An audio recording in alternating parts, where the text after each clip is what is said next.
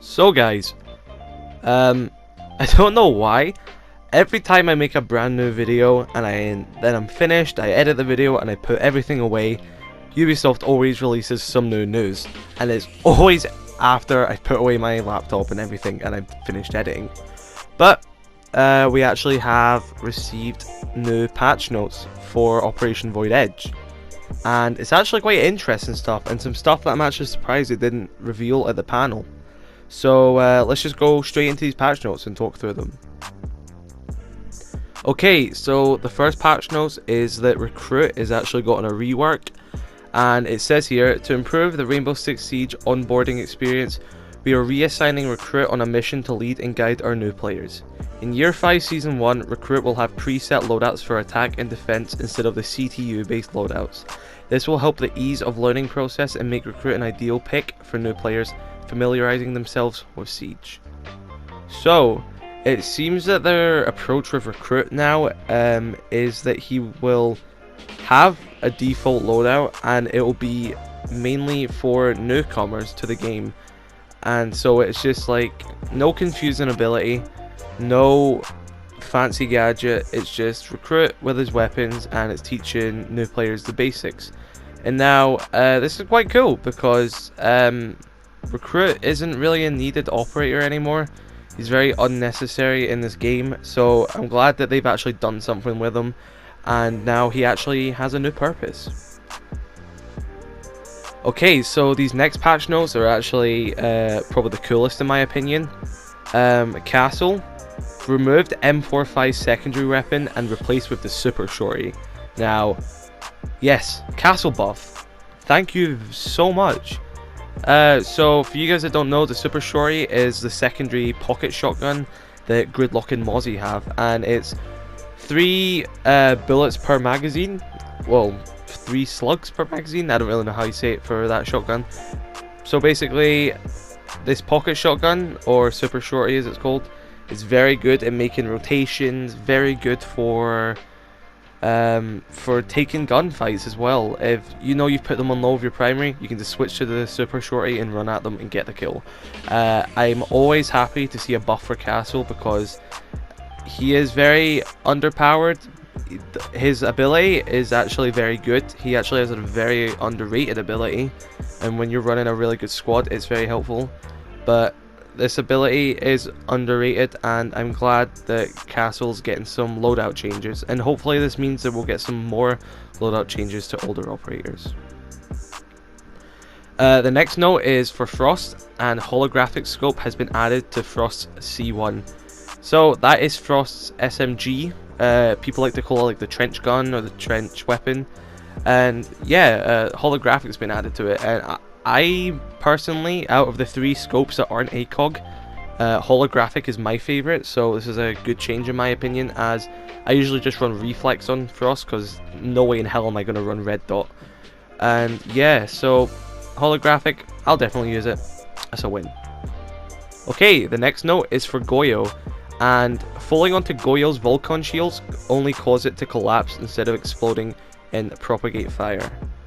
So, I believe this is meaning that if you like fall onto his shield from like a hatch or a vault, it doesn't explode, rather just collapse and goes back into his inventory.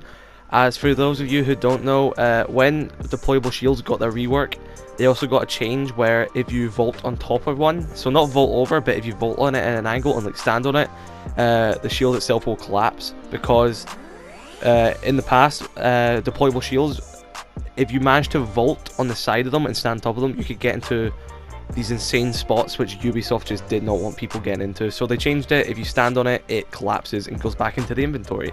So this will happen for Goyo's shield, and instead of exploding like it did before and just detonating like a normal Goyo shield, it will just go back into Goyo's inventory and he'll be able to use it again. Okay, so the next patch note is actually for IQ. And it says here, when objectives such as bombs or biohazard containers are still hidden during the action phase, if IQ detects them with her gadget, she will reveal their location to her entire team. So for those of you guys that don't know, IQ, little wrist gadget, she can detect every electronic on the map if they're in range of her. And she can actually find the bomb or the biohazard container if you play secure the area, and she can see them through walls. And now, if you guys haven't droned out the bomb site or seen it with your own eyes, if IQ actually scans it with her ability, it will actually just be found for the entire team, so just like a drone spot on it. So yeah, good change. I'm actually very surprised that this wasn't in the game before, so it's a good change. Makes an entire amount of sense because it's just like a drone spot on it. So yeah, it's pretty cool.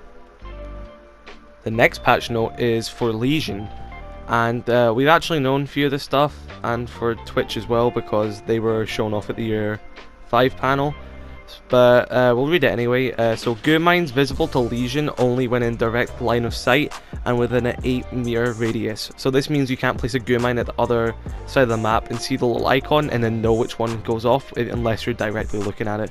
So this adds a lot more danger to Lesion if he wants to play a certain like rotation or site, so he'll actually have to be closer to it so he knows which one goes off. Removed initial goo mine damage tick. This is very good. So now when you stand on a goo mine, you'll get the effect of standing on a goo mine, you'll get the noise, but no damage will go off until the first tick. This is very good because how many times I've been on low HP and I stand on a goo mine and get instantly injured. Now I'll just stand on it and I'll have time to pull it out. But if I don't pull it out in time enough, I will get injured, and that's fair enough. But I'm glad that they've removed the initial tick. They've actually also given him a buff, so the goo mine damage increase is actually 6 per tick instead of 4.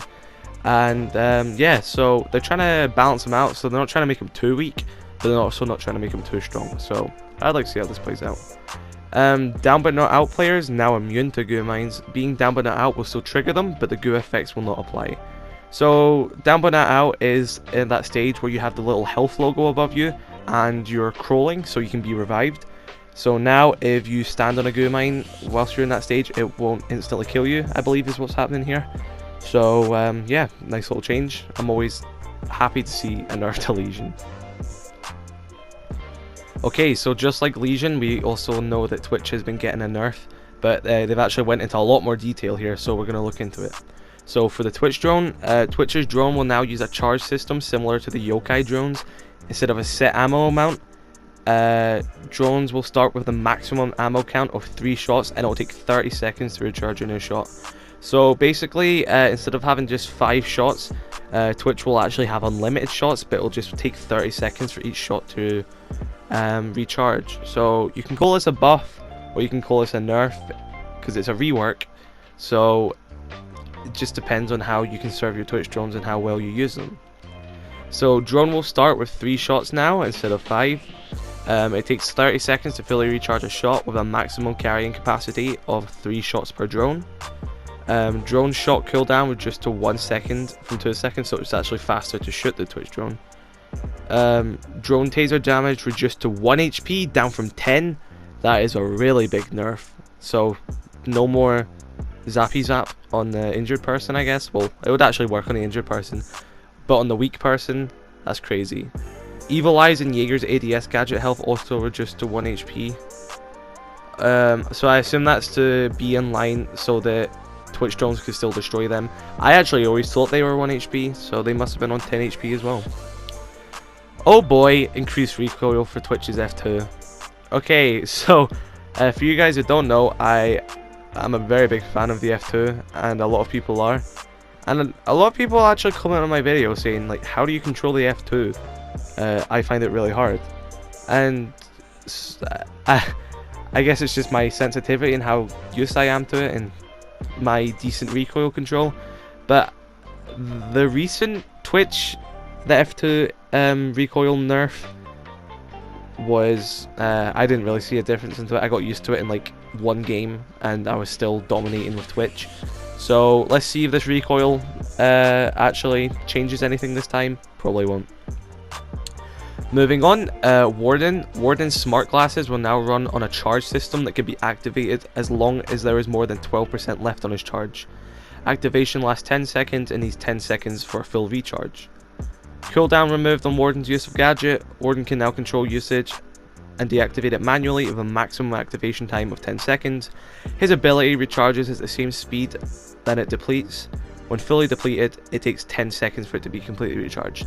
So this is the way the Caviera and Vigil's ability works, where you don't have to wait for it to fully recharge to use it again.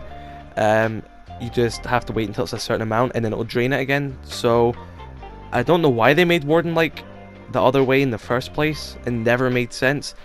They should stop doing that to operators. Every operator that has a chargeable ability should have it the way that Vigil, Caviera, and now Warden and Nook has. Yeah, it should always be like that. There should never be a full recharge unless it's extremely overpowered gadget, which we all know that Warden is not. Okay, so that's enough for operators right now. We actually have some more changes onto other stuff. So DMRs, they're increased destruction for DMRs for faster destruction on barricades, hatches, and soft surfaces. So like they said at the panel yesterday, they actually see that DMRs are a weaker aspect of the game, so now they're trying to make them more useful in soft destruction, which is pretty good. I'd like to use DMRs more than I do, and this is a good step in the right direction. The Vector has had a damage increase to 23 from 21.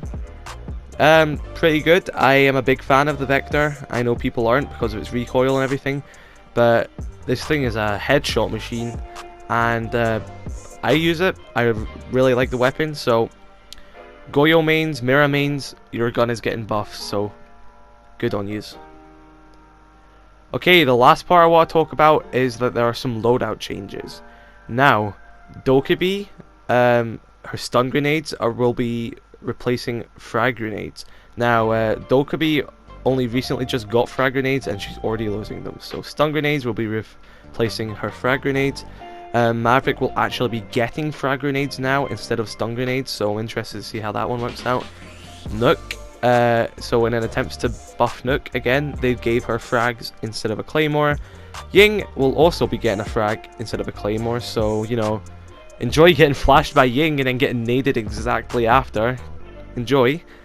Oh my god, that would be extremely good, because if you flash them with Ying, then you know there's no ADS or Wamai, because the Candela got to them, so that's going to be really useful. And finally, Compensator has been removed from DMRs because Compensator is useless on a single fire weapon. And that is currently every main thing from these patch notes. So, if you guys did enjoy this video and you found this interesting, and if you're as hyped for Super Shorty on Castle as much as I am, then drop a like and make sure you're subscribed to this channel because we have so much good content coming soon. That's all I want to say, and I'll catch you guys in the next video. Thanks for watching.